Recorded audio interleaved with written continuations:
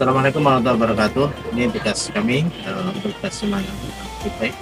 Jika ada manfaatnya.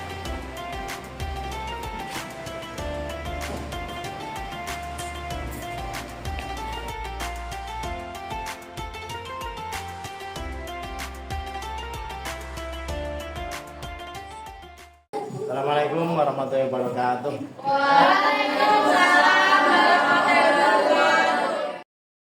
Assalamualaikum warahmatullahi wabarakatuh. Waalaikumsalam warahmatullahi wabarakatuh. Apa kabar anak-anakku? Baik. Sehat semuanya? Sehat. Nah, pada kesempatan pertemuan hari ini, mari kita bersama-sama berdoa sebelum pembelajaran kita mulai. Doa dipimpin oleh ketua kelas untuk menyiapkan doa.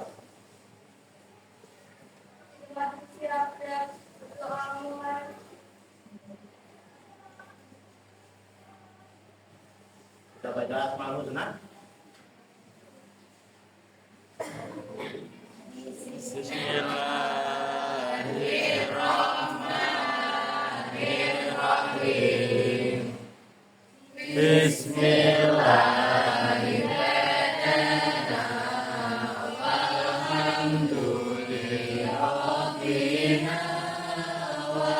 Wassalatu wassalam linnabi habibina.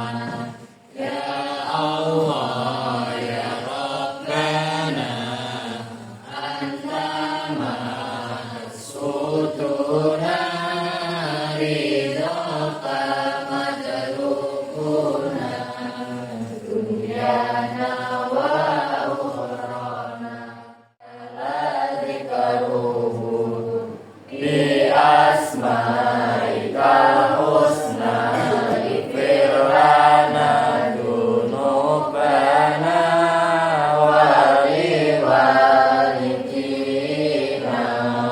wa dzurriyyatina kafir an syai'atina wastur ala uyubina wajbur ala nuqsanina warfa' darajatina wazidna ilman nafi'a wa rizqan wasi'a balligh maqasidana wa qadi hawaijana walhamdulillahina alladzi hadana salli wa sallim ala taha khalili rahman wa alihi wa sahbihi ilal akhiri zaman. Bila akhir zaman. Terima kasih. Sebelum pembelajaran kita mulai, kami akan mengabsen satu persatu dari semuanya silakan. Alhamdulillah.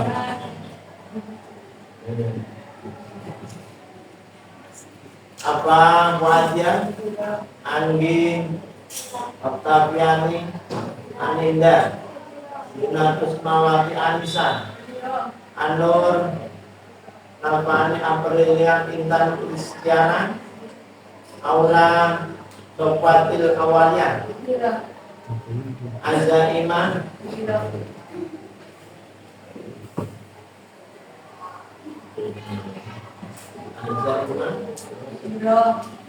Arisa, Wahyu Ningsih, Amida, Dimas Putra Utama Hadir. Dianita Sari, Yana Silvia Lus Dianti, Bagiatul Bakro. Alhamdulillah.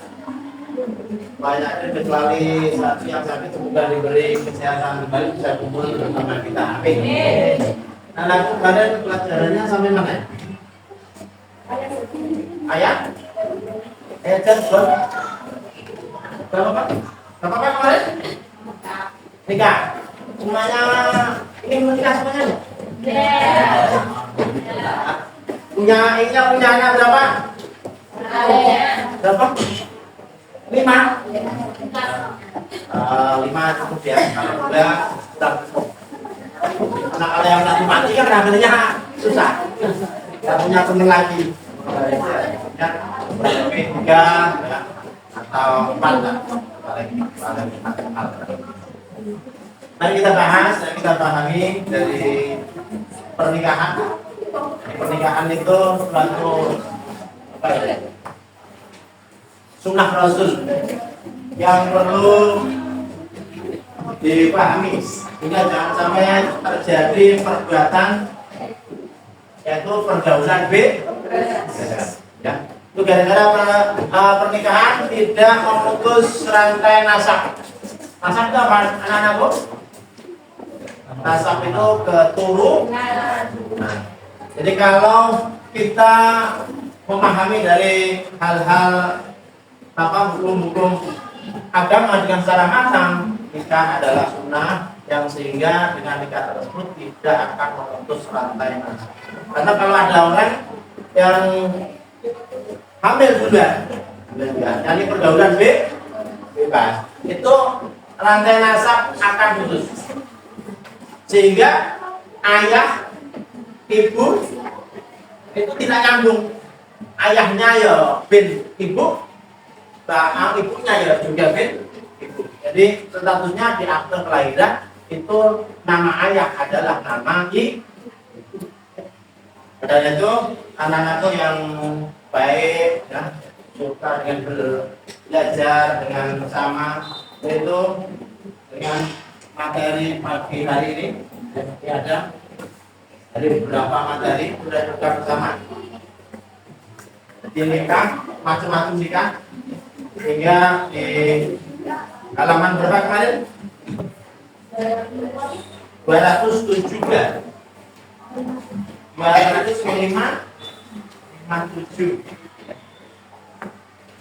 membahas hukum pernikahan. Jadi 257 sama 200. Nah, kamu udah 266. Jadi dari ketentuan pernikahan, hukum pernikahan daripada kita bahas. Hukumnya ada berapa kemarin? 5. Lebihnya. Satu apa? 2, 3, 4, 5. Tidak ada yang orang diharapkan untuk menikah karena tidak mampu segalanya. Tidak mampu kan? Depan anakku di pertemuan kali ini yaitu memahami memilih pasangan dalam pernikahan. Inginnya yang apa ya kira-kira? Uangnya, terus apa? Kuantik, tampak, terus apa? Apa lagi? Yang ketiga apa? Nasab. Yang terakhir adalah agama. Jadi ada harta, keturunan, dan nasab, kecantikan, ketampanan. Yang berat adalah agama. Kira-kira pilih yang mana? Pilih semuanya ya? Bisa. Tapi bisa. Kata bisa 2 saja udah hebat. 1 agama, 2 cantik. Biasanya orang kalau dengan dasar cinta itu nggak pada agama. Kalau orang cinta itu nggak pada agama, nggak pada harta. Yang dipandang hanya cinta. Tapi cinta, gara-gara cinta orang tersebut, anak tersebut, apa itu buta segalanya. Tapi yang paling utama kita sebagai anak didik harus memahami yang utama dasar adalah agama. Yang agama yang kuat, akhirnya pada menjalankan hidup rumah tangga tidak mawaddah wa itu dalam Quran. Karena hadis Rasul tumbahul mar'atu li'arba'in 5 lihat pertama. Jadi kalau kita mau menikah pada dulu katanya Sebabnya harta Pak, garis makanya sehat walafiat bisa kerja. Yang kedua, ini hasabiah, pangkat atau nasab. Wajah melihat cantik dan tampan. Yang terakhir walidiyah dan agamanya. Ya, agama itu nomor terakhir. Kalau tidak punya harta banyak, gimana Pak? Cukupnya. Terus nasabnya ya standar umum lah. Tidak apa-apa. Walidiyah yang terakhir, yang penting punya agama. Karena agama adalah nasihat. Agama adalah pendidikan, nasihat kepada kita semua. Itu anak-anakku yang dirahmati Allah Subhanahu wa taala. Dalam hal ketentuan nikah, kalian harus memahami yaitu ijab dan qabul. Dan qabul itu yang dilakukan oleh seorang wali bagi perempuan yang kaum hawa, kaum wanita adalah dinikahkan. Yang paling utama harus ada yang menerima ijab, yaitu kaum Adam, anak lelaki calon suami. Maka dengan syarat-syarat tersebut, terutama mahar. Mahar itu diberikan kepada pengantin apa diberikan kepada orang tua? Pengantin atau orang tua? Pengantin. Kenapa kok bisa diberikan kepada pengantin? Ayo, siapa yang bisa jawab? Mengapa diberikan kepada pengantin? Karena mahar itu menjadikan halalnya hubungan antara suami dan istri. Anda kedua pihak dari kaum laki-laki dan kaum perempuan. Dengan mahar membeli, bisa dikatakan ya. Dengan mahar membeli perempuan dengan kata mahar yang diberikan kepada anak tersebut, jadilah anak perempuan tersebut menjadi hak Allah. Maka jangan lupa Mas Budi. Jadi mahar itu wajib kalau sudah apa, tapi jangan sampai diberi sendal jepit. Sendal jepit terlalu penghinaan. Paling enggak ada barang yang ada harganya. Entah itu 200.000, ukur ada itu minimal 1 juta atau 2 juta atau 5 juta. Ya. Itu pentingnya. Karena mobil tulikan hawatan jari nasib bimbang adalah ucapan bagi kaum Adam. Jadi lelaki harus hafal. Dan sampai tidak hafal.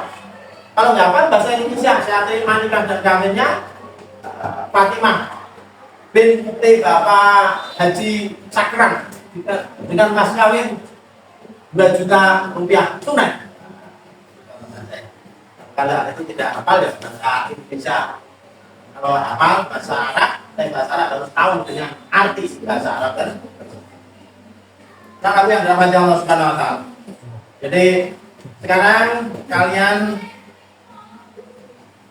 memahami dari orang-orang yang boleh ini sebagai tugas khususnya untuk memahami dari tugas tersebut adalah di 371. Jadi kalian nanti menulis siapa orang yang diharamkan nikah dan diperbolehkan nikah. Akan kami terangkan dulu nanti apa itu tugasnya usul. Senasab atau seketurunan ibu kandung. Tahu ibu kandung? Lelaki tidak boleh menikahi ibu kandungnya. Ya. Ibu kandung. Dan setelahnya kakekmu apa itu menikahi dirimu? Tidak boleh. Ya. Ini yang kedua, anak perempuan kandung, jangan sampai dinikahi anak perempuan masa tiga ya. Karena kalau anak lamjada apa anak yang hasil hubungan gelap, hubungan tanpa nikah. Ada laki perempuan punya hubungan, tahu-tahu hamil. Terus kedua orang tersebut dan anak pergi ke luar kota. Tahu-tahu anak yang menggaul tersebut pergi ke sana, ketemu di daerah lain di daerah sana. tahu-tahu senang dengan anak tersebut. Oh, apa itu yang dinikahi adalah anak hasil hubungan dia sendiri. Hal itu sah tidak? Sah, apa? Karena apa? Karena anak tidak hasil nikah yang anak hasil hubungan, ya, anak hasil hubungan, akhirnya dinikahi bapaknya yang yang menceritakan dari itu adalah tidak apa-apa, asal ibunya tidak dinikah. Kalau ibunya dinikah, Pak, tuh ya. Kalau ibunya dinikah, terus menikahi anaknya, nggak boleh. Gimana? Walaupun dicerai, kalau sudah hubungan suami istri, tidak boleh pindah ke anaknya. Ya. Jadi ada janda punya anak, menikahi ibunya, terus hubungan suami istri. Akhirnya nggak cocok, marah dalam 1 bulan, 2 bulan, 3 bulan, tahu suaminya selingkuh sama orang anaknya. Nah, akhirnya anaknya ibunya ditalak, terjadilah talak. Selang 4 bulan 10 hari, terus ingin menikahi anaknya, itu hukumnya tidak apakah terjadi kadang di daerah tertentu terjadi hal seperti itu. Maka harus paham ilmu. Nah, kalau belum paham, belajar dulu. Maka besok kalau kalian mau menikah, tanya, Mas sudah paham nikah belum? Kalau ingin menjalankan nikah, harusnya memahami orang yang bisa dinikahi siapa, terus orang yang tidak bisa dinikahi siapa saja. Yang ketiga, saudara perempuan sekandung. Saudara perempuan sekandung, contohnya apa? Ayo, siapa yang bisa? Saudara perempuan sekandung. Ayo, siapa? Saudara perempuan sekandung tidak boleh dinikahi. Seperti siapa? Habis nikahin kakaknya, terus nikahin adiknya. Kalau hari itu talak atau tidak? Kalau talak apa apa? Kalau talak bisa. Kakaknya dinikahin, setelah itu berpisah dengan talak. Terus akhirnya nikah sama boleh saja. Kalau itu tidak. Kata saudara perempuan berarti Ulin sama adiknya sendiri. Jangan menikah. Tidak diperbolehkan. Kamu punya adik? Ya, tidak boleh menikah gitu. Adik aja. Oh, atau yang laki toh. Kalau perempuan masa nikah sama perempuan? Ya, itu apa nanti? Saudara perempuan dari ibu, baik yang sekandung, seayah atau seibu, tidak diperbolehkan. Saudara perempuan dari bapak, baik yang sekandung, seayah atau seibu, juga tidak diperbolehkan. Ya, itu saudara. Anak perempuan dari saudara laki-laki dan saudara seterusnya ke bawah. Yang ke-7, anak perempuan dari saudara perempuan dan seterusnya. Iya. Yang kedua, rodok. Rodok tahu? Rodok itu apa? Rodok itu adalah sepersusuan. Ada seorang ibu melahirkan, akhirnya punya ASI, punya air susu. Atau anak tangga yang masih kecil sama umuran kurang lebih menangis, usia belum 2 tahun. Maka hal itu wajib ya, bagi seorang ibu, wajib anak yang disusui memahamkan kepada keluarga. Karena apa? Si A itu punya susu ibu. Jadi itu saudaramu sendiri. Tidak boleh menikah dengan anaknya itu yang menyusui. Maka jadi kalau punya ASI jangan diberikan kepada tangga-tangga. Ada anak tetangga disusui. Saya jadi memahami hal itu karena kadang senangnya Oke, dengan anak kecil karena terharu anak tersebut nangis, akhirnya disusui gara-gara ibunya Alhamdulillah. Terus ikatan pernikahan mertua, tahu mertua? Tahu mertua? Kalau mertua tidak boleh dinikahi, kita tidak boleh lagi dinikahi. Kamu sudah menikah? Oh, udah belum. Kalau belum harus paham. Jadi mertua lelaki gara-gara nih apa tuh suamimu itu pergi berbulan-bulan, terus akhirnya dinikahi oleh mertua, tidak diperboleh. Hati-hati ya, dipahami. Walaupun itu sudah menjadi janda, tidak boleh. Terus anak tiri, tahu anak tiri? Apa?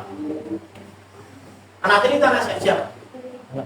Anak tiri adalah anak seorang budak atau anak seorang janda yang menikah sama yang menikah sama ibumu atau bapakmu. Jadi kan kamu itu menjadi ibumu janda, terus saya nikahi. Jadi anak tiri berarti tidak boleh saya ini karena sudah menikah sama anak. Yang ketiga, istri dari ayah tiri, dan seterusnya. Nomor 4, istri anak laki-laki, menantu, tidak boleh menantu. Terus yang ketiga, tidak boleh lagi menikah dua saudara. Ada yang ini satu kandung ada? Ada? Tidak ada satu kandung ya? Jadi setelah nikah apa itu adiknya, terus kakaknya ngani, akhirnya dinikahi juga. Itu ada yang terjadi. Ada. Mungkin tidak di sini, di daerah lain ya. Tidak cerita karena kakaknya belum menikah, yang dinikahi adiknya, terus kakaknya dinikahi juga. Dinikahi juga. Hukumnya tidak, Bu. Harus diputus atau ditalak salah. Nah, nanti yang berbahagia sudah paham untuk pernikahan. Sekarang kita dengan talak. Tahu talak? Tahu. Cerai. Jangan dibilang kalau cerai kawin lagi. Enak ya. Kita bersatu. Katakan bahasa itu apa? Kalau cerai kawin lagi. Ya, itu kalau sudah orang menikah itu tidak mudah. Maka anak-anak harus menjaga keutuhan pada saat berumah tangga. Pernikahan yang tidak sah, yang banyak sekali memahami dari pernikahan. Yaitu pernikahan satu mut'ah. Tahu mut'ah? Pernikahan mut'ah adalah pernikahan yang dibatasi. Saya nikahkan dan saya kawinkan sebagai wali. Ya, saya nikahkan dan saya kawinkan dengan anakku selama 3 bulan dengan mahar mobil ribuan. Mau berarti mau? Kalau dinikahi oleh orang kaya, ya, terus akhirnya hanya 3 bulan, mau nggak? Mau nggak? Enggak, jangan ya, karena itu batal nikahnya. Ya sekarang kalau tidak ada batas waktu gimana Pak? Enggak apa-apa.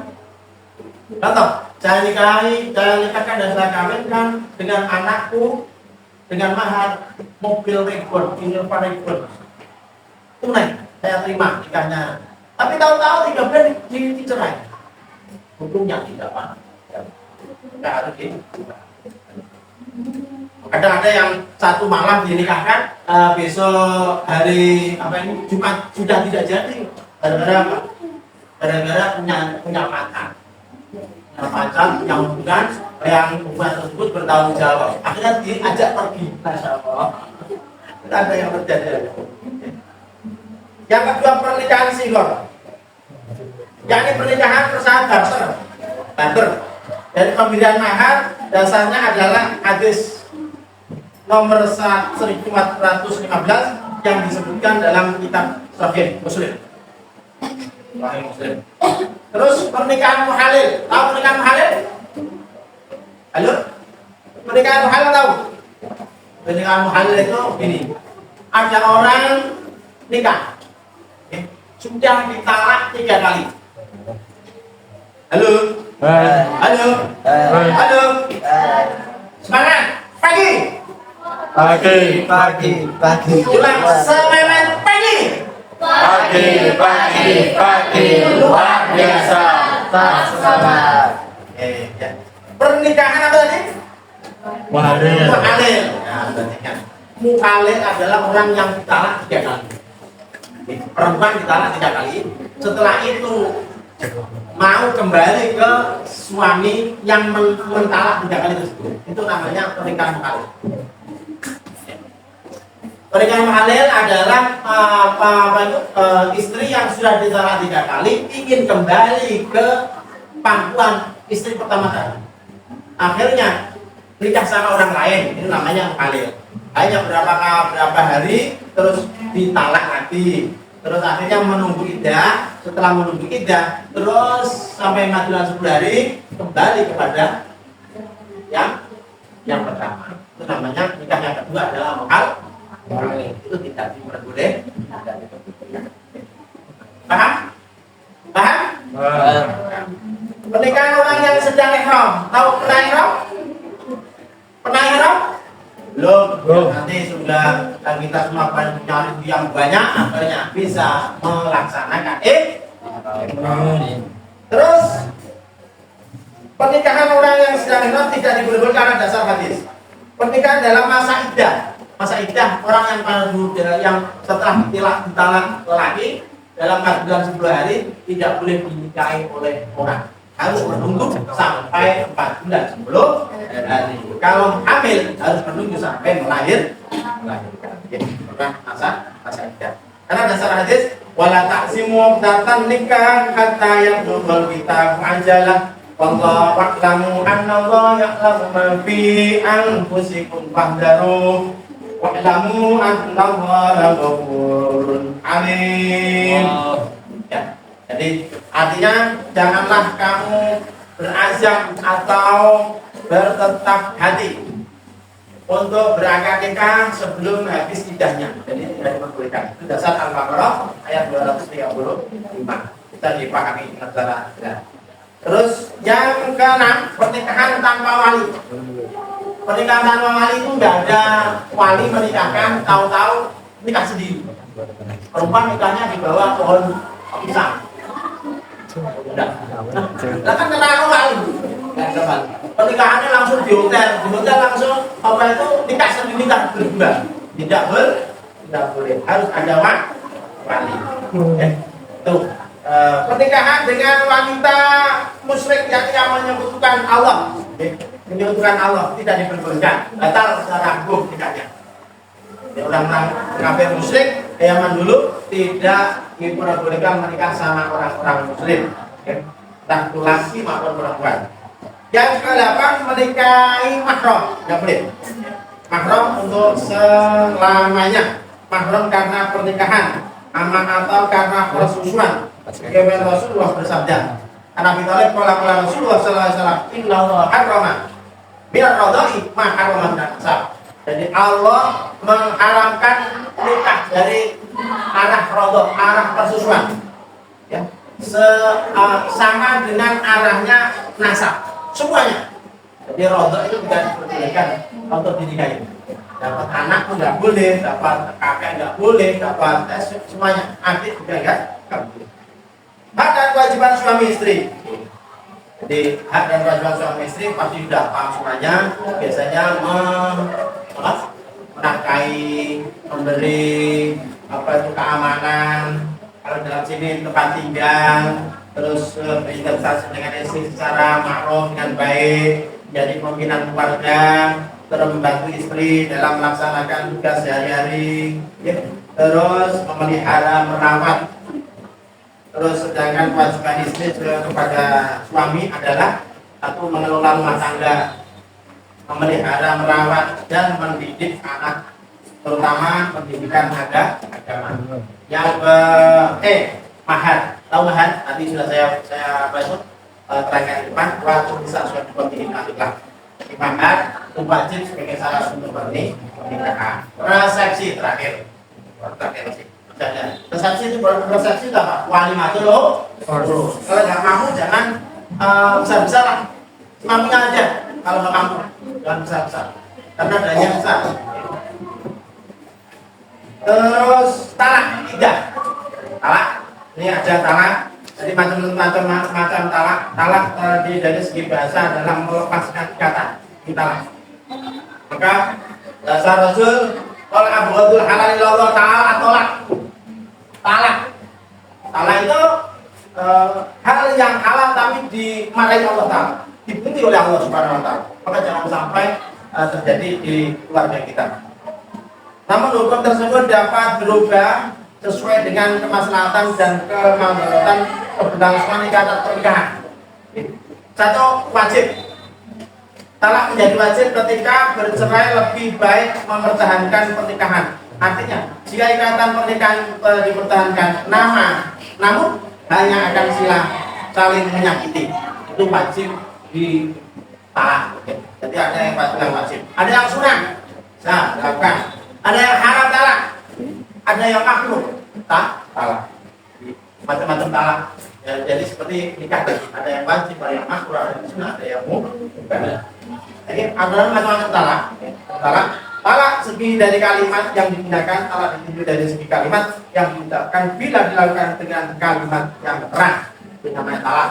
Yang tidak ada talak segi sesuai atau tidak dengan aturan syariat. Ya. Ada talak dari segi boleh dan tidaknya rujuk. Jadi talak yang boleh rujuk karena talaknya baru satu boleh rujuk. Kalau dua boleh rujuk tidak? Dua boleh rujuk? Tiga boleh rujuk? Tidak, ya. Nah, talak segi boleh dan tidak bisa rujuknya. Masa iddah, berapa masa iddah untuk wanita yang ditalak? 4 bulan 10 hari. Terus perempuan yang hamil masa iddahnya sampai kapan? Kelahiran. Kalau belum lahir dinikahkan boleh tidak? Kalau ada orang yang apa itu? Hamil duluan dinikahkan boleh tidak? Baru 4 bulan hamil duluan tanpa nikah, terus dinikahkan boleh tidak? Halo. Hai. Boleh tidak orang hamil 4 bulan atau 5 bulan tanpa pernikahan akhirnya dinikahkan? Boleh tidak? Boleh tidak? Boleh. Ya. Terus ibunya, bapaknya siapa? Ya bapaknya yo nanti kalau di dalam akte ya tetap tidak boleh bapaknya. Tuh syarat dan syarat rukun itu rujuk, dan rukun rujuk itu harus dipahami. Nah, kami yang dirahmati Allah Subhanahu Wa Taala. Selanjutnya ya, untuk refleksi coba ditulis 3 manfaat di bawah ini. Refleksi 3 manfaat yaitu setelah mempelajari materi tentang pernikahan dalam Islam, manfaat apa saja yang kalian rasakan dalam kehidupan sehari-hari, tulis 3 manfaatnya di bawah ini. Nanti dipresentasikan atau juga atau tidak. Ada untuk presentasi dari refleksi tadi, silakan juga Dimas untuk mewakili dari baris kedua.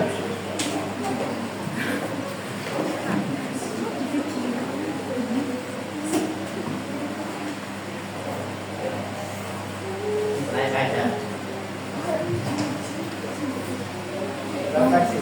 Setelah mempelajari materi ketentuan pernikahan dalam Islam, manfaat apa saja yang kalian rasakan dalam kehidupan sehari-hari? Tuliskan 3 manfaatnya di bawah ini. 1. Setelah mempelajari materi ini, saya menjadi tahu tentang pengertian nikah, tujuan pernikahan, dan hukum-hukum pernikahan. Yang 2. Kita diberitahu cara memilih pasangan yang benar menurut ajaran Islam. Yang 3. Kita juga diberitahu ketentuan pernikahan dalam Islam. Yang lain, yang satu coba, yang wanita dari perempuan, silakan. Naim? Siap? Sian? Maju. Daerah koleksi, coba.